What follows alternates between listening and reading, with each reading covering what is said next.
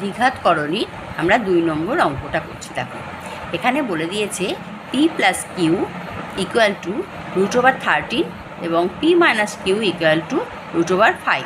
তাহলে আমাদের চেয়েছে পি কিউর মান কত। আমরা কীভাবে বের করব?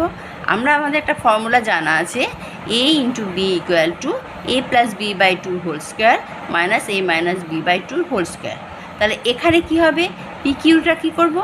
p plus q by 2 whole square minus p minus q by 2 whole square. তাহলে এখানে পি কিউ ভ্যালুটাও দিয়ে দিয়েছে √13 আর p মাইনাস কিউ ভ্যালু দিয়ে দিয়েছে যে √5। তাহলে আমরা ভ্যালুর জায়গায় ওটা বসিয়ে দিলাম। বসিয়ে দিলে √13 স্কোয়ার যদি থাকে তাহলে √টা উঠে গিয়ে শুধু 13 হয়ে যাবে, আর 2 এর স্কোয়ার মানে 4। এরকম √5 স্কোয়ারটাকে 5 হয়ে গেল, আর 2 স্কোয়ারটা 4 হয়ে গেল।